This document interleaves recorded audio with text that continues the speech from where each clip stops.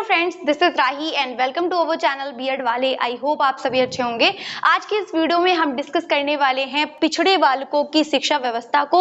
इससे पहले वाली वीडियोस में हम लोगों ने पिछड़े बालकों से लेकर बहुत सारी चीजें डिस्कस की हुई हैं, चाहे वो अर्थ हो, चाहे परिभाषा हो, चाहे विशेषता हो और चाहे जो कारण रहे हो पिछड़ेपन के, उन सभी को हमने डिस्कस किया हुआ है। तो आज की इस वीडियो में हम लोग पिछड़े जो बालक होते हैं उनकी शिक्षा व्यवस्था कैसे की जा सकती है उसको डिस्कस करते हैं। देखिए, हम लोगों ने ये देखा था कि जो पिछड़े बालक होते हैं वो होते तो नॉर्मल बच्चों की तरह ही हैं, लेकिन नॉर्मल बच्चों के मुकाबले इन बच्चों की जो सीखने की क्षमता होती है, शिक्षा के लेवल पे, शैक्षणिक स्तर पर सीखने की जो क्षमता होती है वो थोड़ी धीमी होती है। इन बच्चों को 4 बार बताने पर भी वो चीज समझ नहीं आती है। तो हम इन बच्चों को कैसे समझाएंगे? इन बच्चों का जो IQ लेवल होता है वो लगभग 75 से 90 के बीच का होता है। ठीक है, अपने आयु वाले बच्चों के साथ में मतलब कुल मिला के ये एडजस्ट नहीं कर पाते हैं अपने क्लास में, क्योंकि इनके जो सीखने की गति है वो धीमी है।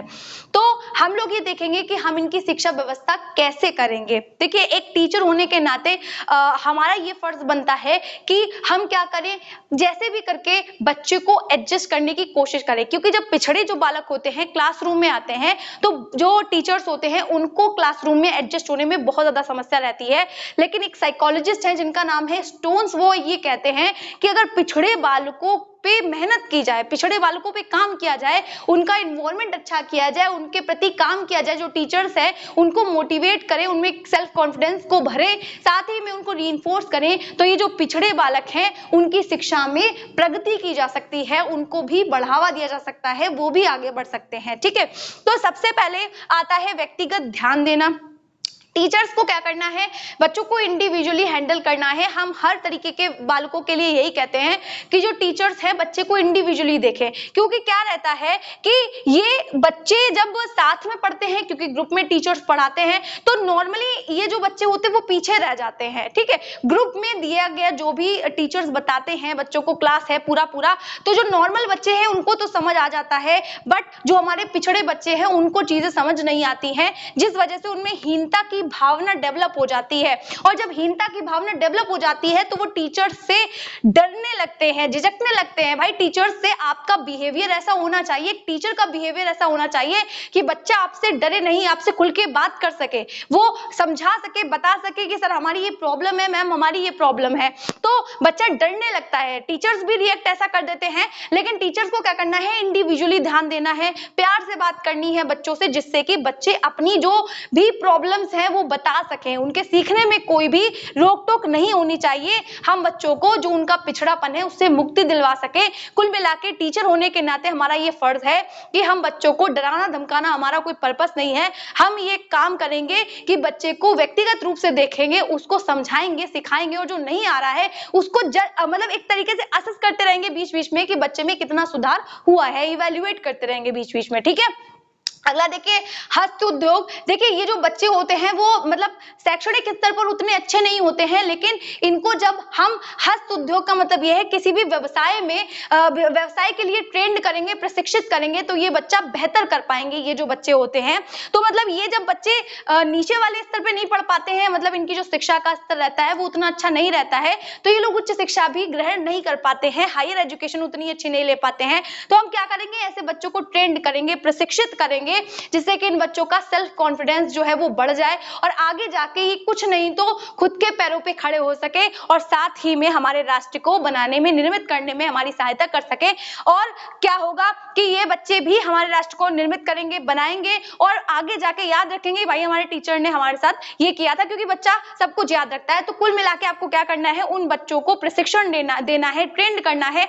आपको देखना है कि बच्चा किस चीज में इंटरेस्ट रखता है, आपको उस हिसाब से बच्चे को गाइडेंस देनी है। ठीक है, अगला देखिए, पिछड़ेपन के कारणों की खोज करना। सबसे पहले क्या रहता है, आप डॉक्टर के पास जाते हो तो डॉक्टर क्या करता है, सबसे पहले डायग्नोस करता है। तो आपको उन कारणों को पता करना है, क्योंकि अभी हमने बहुत सारे कारण देखे कि पारिवारिक कारण होते हैं, बहुत विद्यालयी कारण होते हैं, सामाजिक कारण होते हैं, कोई अन्य कारण भी हो सकता है जिससे कि बालक में पिछड़ापन आ गया हो। ठीक है, तो आपको पहले उन कारणों को जानना है कि बालक में आखिर ये जो पिछड़ापन है वो किस वजह से है। ठीक है, तो उसके बाद में आपको उपचार करना है, उसके बाद में उसका सोल्यूशन ढूंढना है कि कि अब हम इस बच्चे का जो पिछड़ापन है वो किस तरीके से ठीक कर सकते हैं। आप फिजिकली, मेंटली उसकी जांच करेंगे, बहुत सारे जो IQ लेवल के जो टेस्ट होते हैं वो करेंगे, बच्चे का फैमिली बैकग्राउंड देखेंगे, बच्चे की सोसाइटी देखेंगे, बच्चे की आर्थिक स्थिति देखेंगे, सारे ही पक्ष में बच्चे को असेस करेंगे, जज करेंगे, आराम से देखेंगे, पूरा सा उसकी डिटेल आराम से जानेंगे, उसके बाद में ही बच्चे को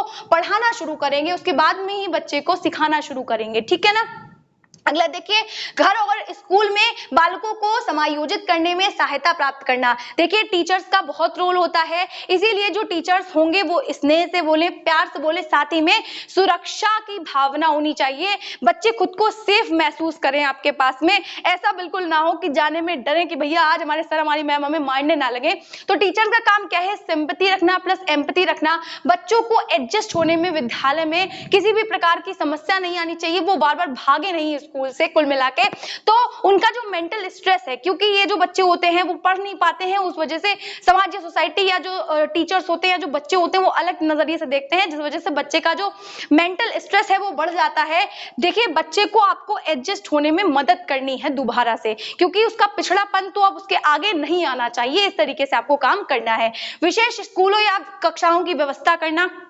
देखिए अगर ये बात चल रही थी कि अगर हम लोग जो है इन बच्चों को अलग मतलब पढ़ा दें, अलग विद्यालयों में पढ़ा दें, इनकी अलग क्लासेस लगा दें, तो जो टीचर्स हैं वो ज्यादा ध्यान दे पाएंगे बच्चों पे।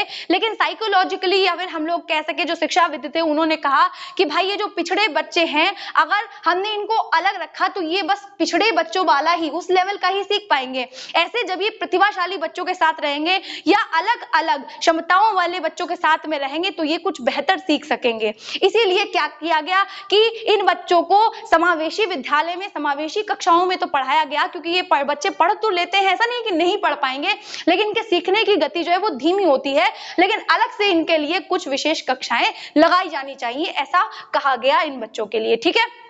अगला देखिए, विशिष्ट पाठ्यक्रम और शिक्षण विधियां।